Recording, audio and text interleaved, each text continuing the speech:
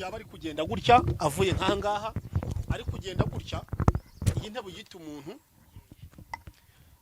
nabonaga ari benshi none bamwe nkabona buri wese imitaka ari myinshi nkabona bamwe bari gusekera ahangaha ariko najya kubona nkabona bari kunyuza amaboko inyuma nkabona bari kunyuza amaboko inyuma kuko nabonaga ari inzira imwe ariko ari inzira igoye mbi cyane ariko hanyuma nkabona bari kunyuza amaboko inyuma bari gufata bakagenda bari kurya ariko barangaye none nkabona uko bari kugenda gutya bari kunyura mu bintu bigoye mu mabuye mu misubi nkuko Imana za kumishura ambwa ngo ni ibihe bikomeye abantu benshi bagiye gucamo bigiye kubayobera hari message nazaniye nkuko Imana yambwiye ngo mbwira abantu bari kujya mu bupfumu kubera ko bagize ibibazo byo mu ngo bubatse ndetse n'imbyaro kutabyara abo ngabo nkuko Imana yaje kumbwira ngo genda ubabwire ngo utangaza itangazo ngo nibakomere nibahumure aho ko begere ku musaraba banyegere neza nibamara kunyegera nzakoresha abantu benshi mu buryo butandukanye nabo batakeka ko bitashoboka nzakoresha mbene abo bantu hanyuma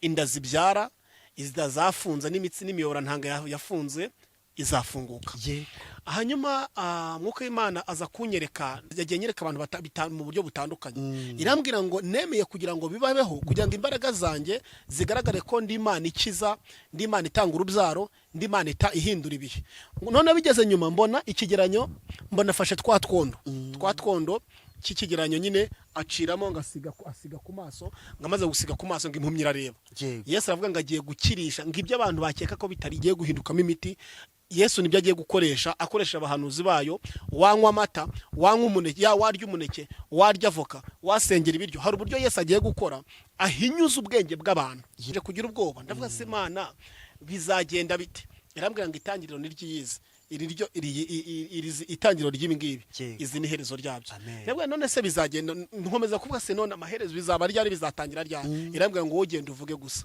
hanyuma nzakubwira nuko bizarangira ariko ndashima Imana cyane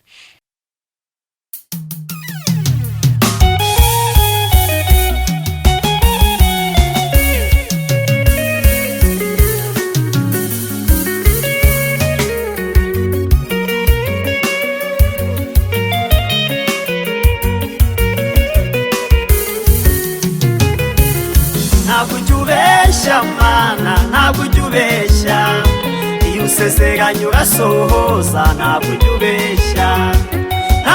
ubeshya Mana narabibonye iyo usezeranye urasohoza ntabwo ujya ubeshya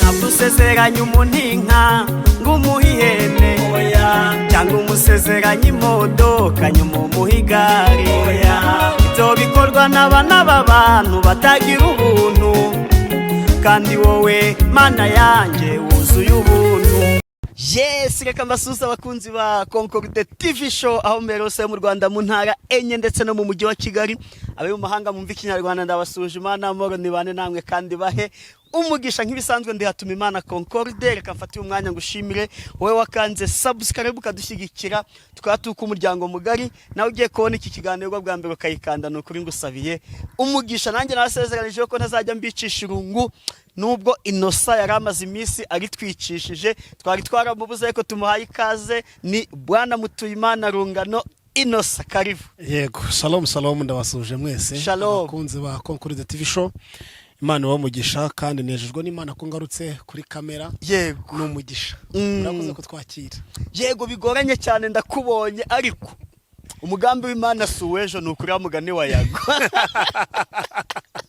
Ngo nemaze iminsi ngushaka ariko sinkubone none ngiye kubona mbona urizanye utanampamagaye nzanye message nkuko Imana ntago wampamagaye yego ariko muko Imana we yanyohereje yego kandi ntago ari kukuvana mu rugo ntarahagera cyakora nimva hanga ugende kuko misiyo y'Imana iraba yamaze gukorwa hoya ngenda tunguwe kubona ungeze utanigeze umpamagara nyine Imana nge navuye mu rugo yego Imana imbwiye ngo genda ndavuga se ko nta muhamagaye ntabwo ndi bumubone yego shwirambwira ngo genda ariko kandi urabizi ko nahageze mpita nkubona yego nyine Imana igomba gukora icyo akagombye gukora reka tubanze dusenge ubundi nguha umwanya utubwire message Imana yaguhaye nukuri karibu nisengeshe no sa reka dusenge mu izina rya Yesu. yego La dosi lebo shaini mnahai telas lebo ni manda lahai lesi lebo tede mlahai lo shaini mnahanda la boni manda la shaiba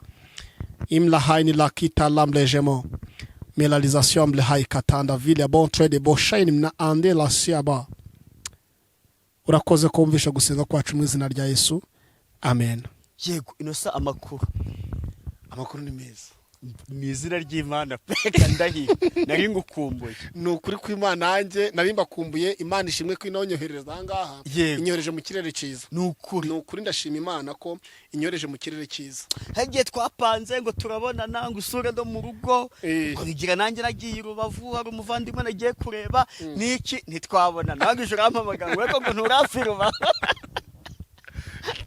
Ariko nawe uba wiruka muri gahunda nyinshi. umva ntabwo mpora hamwe Njye studio nayo imuriye mu rugo. uwo ni mu rugo Ni mu rugo. njye bongera akaguru njye ibiganiro byanjye umva ni kuri tere kabisa Reka ni kuri tere ko muri iyi minsi nangiye guhaguruka nirukanke. umva njye ni kuvuga tere ubutumwa hose. umva nawe utwumva ukaba ufite impano ushaka gusangiza abakunzi ba Kongo Wite TV show ukaba uri Nyamagabe impamvu ariho mpereye ni uko ari kure ya Musanze ukaba uri Nyagatare ukaba uri Kirehe ukaba uri Rusizi Yego. uzampamagare turebe ukuntu twakugeraho cyangwa se wowe uze ibintu ni bibiri ashaka kuzatega akansanga ni Musanze cyangwa se ngewe nkagenda nkajya kumureba ariko ubwami bw'Imana bukagira ute bukamamara. Amen. Kuko Yesu yabwiye intumwa ze ngo ni mugende Yego. mwamamaza ubutumwa Ku isi hose. muhereye Yerusalemu Kugera i Yudeya. i Yudaya no ku mpera z'isi. i Yudeya ni Samariya kugera ku mpera y'isi. nanjye rero mbaye mvuze nibura ku mpera z'u Rwanda no hanze naho igihe kizagera. Ngaho mbwira kuki uje untunguye? Nzanye message. Kandi uriya umuhanuzi ni intumwa ni intumwa idakumwirwa. Yego. Kandi umuhanuzi burya kera bajya bavuga ngo umuhanuzi intumwa ntiyicwa. Yego. Rero ngewe nzanye message nyizaniye abakunzi ba Concord TV show, abanyarwanda, isi muri rusange. Rero Imana yacu niyo kwizerwa, niyo kwiringirwa. Burya Imana ivuga ikintu hari ikishaka gukora. Iyo ari kizi bigiye kugisohoza, ni ikivuza ari kibi, ibiri kuvuga ngo musenge kugira ngo gihindukemo icyari kibi gihindukemo icyiza. Niyo mpamvu runzanye message mu buryo butasanzwe, mu buryo bukomeye. Nazanye message ivuga ngo mu mpande enye cyangwa se impande enye z'abakristo mu buryo bune bw'isi, umuntu wese agomba kugira uruhari mu kwegera Imana. Hanyuma navuze ati se mwami baragira uruhari kwegera Imana gute, mu buhe buryo? Numva ngiye ubwanjye numva biranyobeye. Hanyuma nambwa ati genda urabivuga muri ubu buryo n'ubundi. Reka nceceke nguha umwanya. Mpereza umwanya manze ntanga iyi message, nimara kuyitanga maze ubundi ndakomeza uraza kumbaza wenda ibindi, ariko reka manze ntange message by'umwihariko cyane pe. Hari message nazaniye mwuka Imana yambwiye ngo mbwira abantu bari kujya mu bupfumu kubera ko bagize ibibazo byo mu ngo bubatse ndetse n'imbyaro kutabyara. Abo ngabo mwuka Imana yaje kumbwira ngo genda ubabwire ngo utangaza itangazo ngo nibakomere nibahumure, aho ko begere ku musaraba banyegere neza, nibamara kunyegera nzakoresha abantu benshi mu buryo butandukanye nabo batakeka ko bitashoboka. Nzakoresha mbene abo bantu, hanyuma inda zibyara zafunze n'imitsi n'imiyobora ntanga yafunze izafunguka. Hanyuma mwuka Imana aza kunyereka, numva biranshanze. Mwuka Imana aza kunyereka rino jambo riboneka muri Yohana ibice 9:12 rivuga ngo Yesu ari kumwe n'abigisha bavuye Yerusalemu, ngo abigishwa babona impumyi, ngo yari yarahumye maze igihe kinini ihumye. Ngo none bamwe baravuga ngo mbese Grace yampumye horaga isabiriza ngo kungongo ngisabiriza, ngo mbese irampumye niyo yakoze icyaha kugira ngo ihume n'ababyeyi. Yesu aravuga ngo ari impumye nta cyaha bakoze, n'ababyeyi nta cyaha bakoze, ngako ngo numukugira ngo imirimo ya data wantumye igaragarire muri bo. Rero muko Imana aza kumbwira ngo nabariya bose ngo bimeze gutya, yagiye nyereka abantu mu buryo butandukanye. Irambwira ngo nemeye kugira ngo bibabeho, kugira ngo imbaraga zanjye zigaragare ko ndi Imana ikiza, ndi Imana itanga urubyaro, ndi Imana ihindura ibihe. None bigeze nyuma mbona ikigeranyo, mbona fashe twatwondo cy'ikigeranyo nyine aciramo ngo asiga ku maso, ngo amaze gusiga ku maso ngo impumyi irareba. Yesu aravuga ngo agiye gukirisha ngo ibyo abantu bakeka ko bitarigiye guhindukamo imiti, Yesu nibyo agiye gukoresha, akoresha abahanuzi bayo. Wanywa amata, wanywa umuneke, warya umuneke, warya avoka, wasengera ibiryo. Hari uburyo Yesu agiye gukora ahinyuza ubwenge bw'abantu, yego, kugira ngo umuntu abone ico yarageze gute yarakeneye. Ngiye kubona mbona noneho mukamunano yaramubwira ngo abantu benshi bagiye kuva mu mashuri, bamwe namwe bagiye kuva mu mashuri kubera ubushobozi bari bagiye guhura nabwo n'ibihombo biturutse kuri Satani, bidaturutse ku Mana, biturutse kuri Satani. Ibyo ngibyo hari abantu bagiye kuva mu mashuri kubera uburyo runaka bumwe na bumwe. Imana igiye kongera gutanga kwiga ku bamwe na bamwe bari babuze ubushobozi kugira ngo basubire ku ishuri. Imana igiye kubutanga. Nagiye kubona mbona nanone kandi indwara z'ibyorezo zimeze nk'ibibyimba mu nda. Kenshi nagiye kubona mbona ari nk'abagore, ababyeyi ndetse n'abakobwa bamwe na bamwe mu nda zabo. Hanyuma Mwuka arambwira ngo ni indwara y'ibyorezo igiye kuza mu buryo bidasobanutse, abandi kaza mu buryo bw'ibicurane, abandi bikaza mu nda zimeze nk'ibibyimba. Ariko genda utangaze ngo umuntu wese ugiye kunyizera akamba hafi, ndi Imana izakora ibikomeye, ndi Imana izakora iby'imbaraga. Nabanje kugira ubwoba, ndavuga se Imana bizagenda bite? Irambwira ngo itangiriro ni ryiza, itangiriro ry'ibi ngibi, izi ni herezo ryabyo.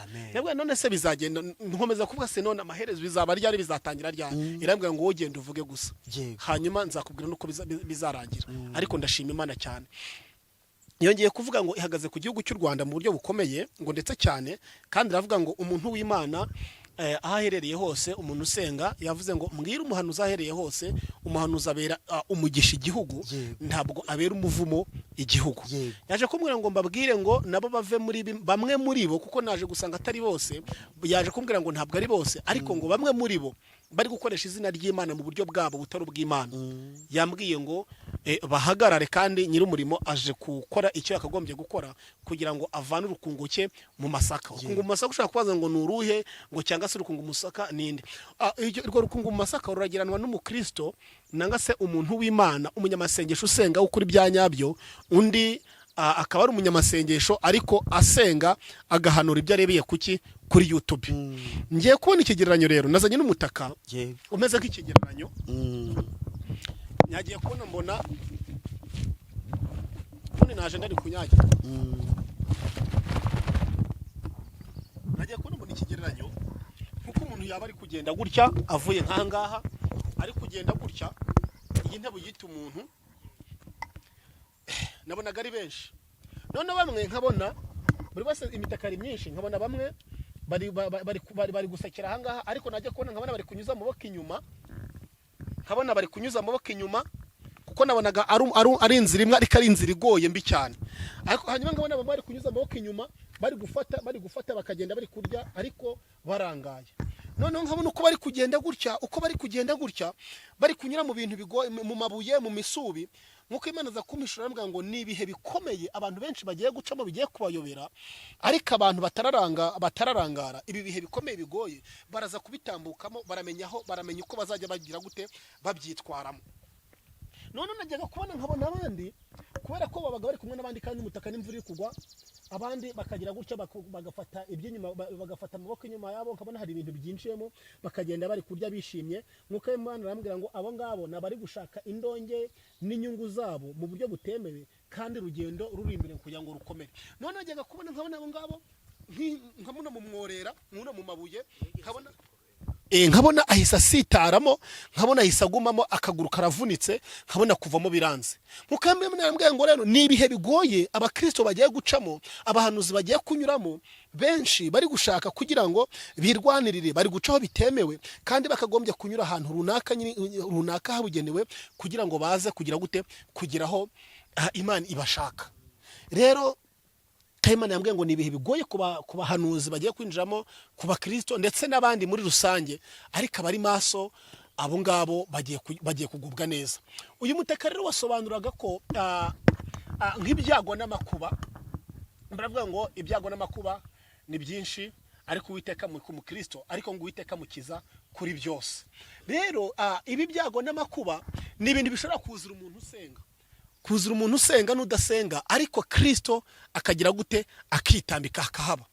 yaje kumbwira ngo mbwire abahanuzi bahanura barebye kuri social media irambwira ngo nibahagarare aho ko nibapfukame basenge Imana ibereke ibyanyabyo Imana ibereke ibyanyabyo bateye kureba ibya social media. Ubwo birangiye rero irambwira ngo Imana ikunda u Rwanda n'abanyarwanda n'umuntu wese usenga, kandi uyu mutaka bisobanura amahema Imana ibambye ku gihugu cy'u Rwanda n'umuntu wese uri gusenga. Ariko yabambuye kuba hanuzi n'abavuga butumwa bakora ibinyuranye n'ibyo Imana ishaka, bameze nkaho bagiye kuba umuvumo ku gihugu aho kugira ngo babere umugisha igihugu. Abo ngabo Imana irabarikuye. Imana ihimbazwe cyane. Ariko ndagira ngo mbwira abantu ngo nimukomere, nkuko imvura ishobora kugwa igahita ihita nta muntu inyagiye, nkuko izuba ryava rikava igice kimwe ikindi ntiriveho. Iravuze ngo Imana itwikiye. Ubu ngubu nanyagirwa se niyi ntebe ntago yanyagirwa. Niko Uwiteka aje guhagarara ku bantu be. Niko Uwiteka aje guhagarara mu gihugu cy'u Rwanda n'abantu bose muri rusange. Uwiteka niwe Mana kandi Uwiteka niwe kwiringirwa. Imana irahari. Amen. Imana ishimwe. Iki ni kigereranyo umbabare umutaka wanjye ntago uranja kure cyane cyase nje kundaza kuwukuraho, ariko icyo nzi cyo nuko nzi ko Imana ariyo kwizerwa. Yego. Yaje kuvuga ngo itorero ryayo ryubatse ku rutare. Amen. Ngo ndetse n'amarembo yayo ntabwo azigera yugarirwa cyangwa se nganyeganyijwe. Ubwo rero birangiye hari ijambo nge ndaza kubwiriza, ariko ni ijambo riyampaye riboneka muri Matayo 11:28 rivuga ngo yemwe abarushe n'abaremerewe mwese nimusange ndagira gute ndabaruhura. Yego. Ubwo rero umuntu wese warurushye aruhijwe n'ubuzima ari gucamo, aruhijwe n'ibyo ari kurwana nabyo, aruhijwe n'imibereho, aruhijwe n'ubucuruzi, aruhijwe n'uburwayi, aruhijwe n'uko imiryango itakimukunze, aruhijwe n'uko abavandimwe bamuvuyeho, sante mosile boshayini mnahanda la kotala binimanda sayaba. Imana ishimwe. Uruhijwe n'ibyo byose hari imbaraga y'Imana, hari imbaraga y'Imana ije kugira ngo iruhure umuntu wese urushwa rikari gusenga Imana. Kandi agakiza ngiye kubona mbona umwuka w'Imana ngo agiye kuza yinjire mu bantu benshi. Babandi twe tuzi ko bazi gusenga bakaze kuko bamaze kubimenyera, basigaye bagenda nkabo, aho batagendeye nk'Imana muri bo basigaye bagenda nkabo. Niyo mpamvu Imana igiye kubagira uruhande aho kihamagare babandi batari bazwi, kuko batazi kwiyemera no kwishira hejuru, nibigiye gukorana nabo mu buryo bugize gute budasanzwe. Yaje kumbwira ngo umuntu wese uri bubone iyi message yiga ikintu bitaguca bugufiya, kuko Imana igiye gutambuka, kandi mu gutambuka igiye kumanura bamwe izamura abandi. Imana ishimwe. Kandi nanone nikomeza gutambuka igiye guhereza bamwe kuvuga bigasohora byihuse, abivugishije ntago bizigera bisohora, kuko umuntu uvuze ku giti cye nta nubwo ushobora kugira gute gukunda. Ndashima Imana kuko nkuko Imana yambwiye ngo ukimara kuvuga ibyo ngibyo yaje kuvuga ko igiye gukingura amarembo ku muntu wese wari wikoreye umutwaro cyangwa se umusaraba w'ikigeragezo runaka. Imana harabo ije gutura, kuko iki nicyo gihe. Nagiye kubona wenda ntago ndi buterure cyane, nagiye kubona ikintu kimeze buriya ibuye risobanura umutwaro, iribuye riraremereye, ariko risobanura iki umutwaro? Nagiye kubona nkabona amabuye manini cyane, manini abantu benshi ariyo bari kugendana, nkabona kugendana amabuye nkuko Imana yambwiye ngo ni imitwaro abantu bikoreye, kandi nkabona ari abasirimu. Ukabona umuntu ari kugenda agafata umwanya akagenda akagenda yagira aho ngazamuka nk'umusozi, ngagira gutya bikanga umutwaro ugakomeza ukamubaho. Rero nuko Imana yaje kumbwira ngo imitwaro abantu bikoreye hari aho badashobora kuyirenza. Yego.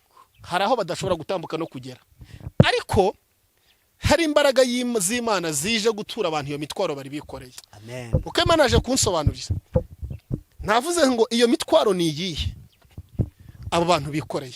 Irambwira ngo ni nyinshi, ngo njye ubwanjye sinashobora kwivuga ngo nyirangize. Nagiye kubona mbona abantu benshi bari mu bikoreye imitwaro, hari abashaka kwiyahura, hari abandi bikoreye imitwaro y'ibihombo n'ubukene n'ubugumba no kubura amahoro. Ibintu byarazambaguritse, ariko ndashima Imana ko Imana ivuze ngo iyo mitwareje kwibatura. Kandi yaje kuvuga ngo mbwire abantu bose, Imana ntabwo iri kuvuga ibiciro. Imana irashaka kugira ngo abantu b'Imana ntibagire ubwoba bw'ibiciro.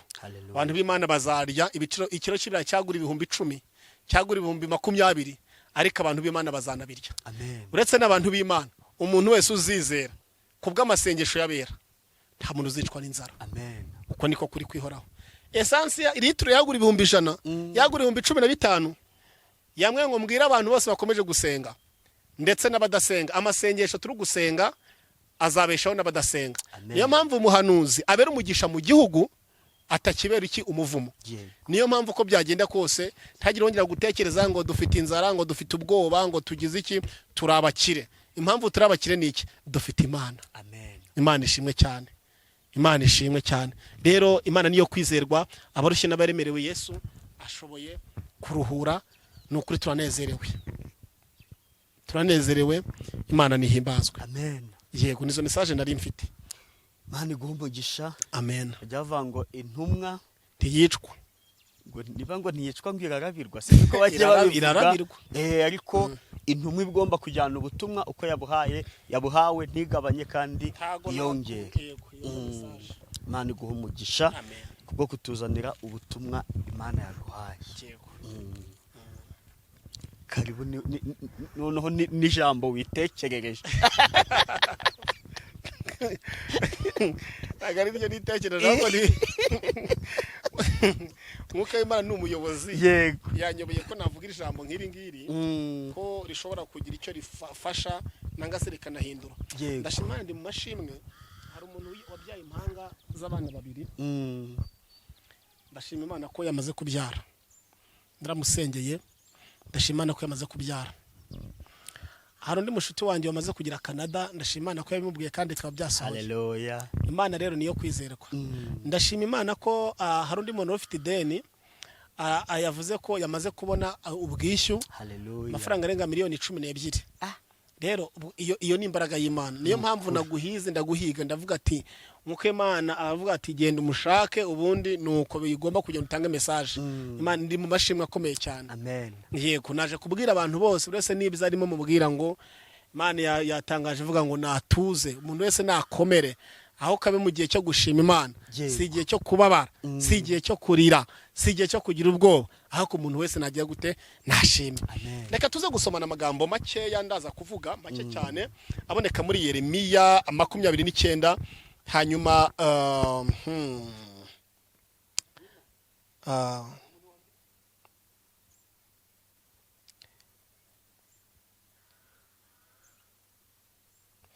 Imana himbazwe. Reka turebe ku magambo y'Imana.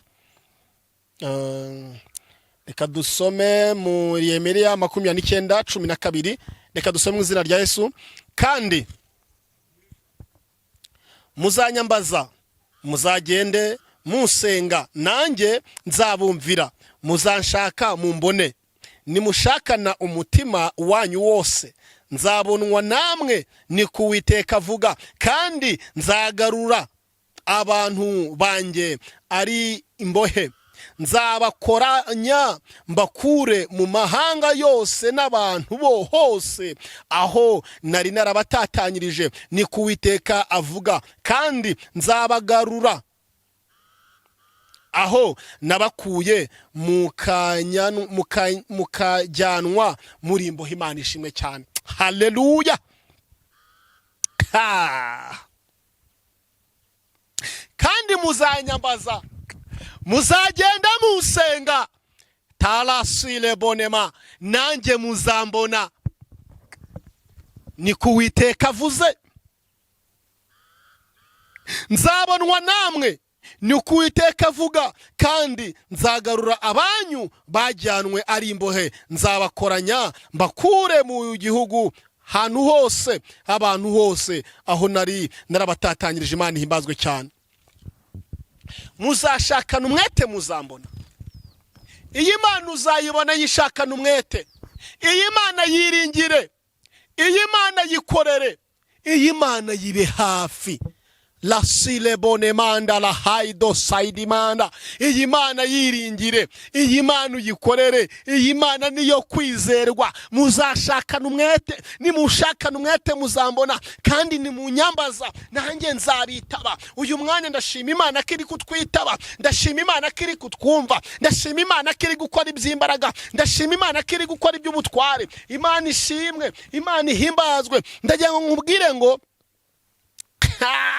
muzanyambaza muzagenda musenga nanjye nzabumvira, muzanyambaza muzagenda musenga nanjye nzabumvira. Uwiteka kumvire, Uwiteka kumvire ibyo uri gusengera, Uwiteka kumvire ku rubyaro, Uwiteka kumvire ku mutware wawe, Uwiteka kumvire ku mugore wawe, Uwiteka kumvire ku bana, Uwiteka kumvire muri ako kazi. La tosile bone mandala menema, siko bizahora. Uwiteka kumvire. Reka nkubwire ayo masengesho uri gusenga, Uwiteka agiye kukumvira. Reka nkubwire mw'ubwo burwayi Imana ishaka kugukiza, ishaka kukumvira ngo ukire mu izina rya Yesu Kristo. Yego warivuje biranga, ujya mu Bushinwa biranga, ujya Canada biranga, ujya mu Bubiligi biranga, ujya mu Buhinde biranga, iyo ndwara yanze gukira. Rotole bone manda telesike telebanda robrele hando saiba ile sheketele manda ribene manda siebo ri etala bonimane. Ariko hari Imana ishoboye. Uyu munsi hamagara, hari uwakumva. Niko ijambo ryambwiye muri Yobu igice cya 5:1, hamagara hari uwakumva. Imana ishimwe, turi guhamagara. Nawe uherereye hose uhamagare, nawe uri aha ngaha ukomeze guhamagara.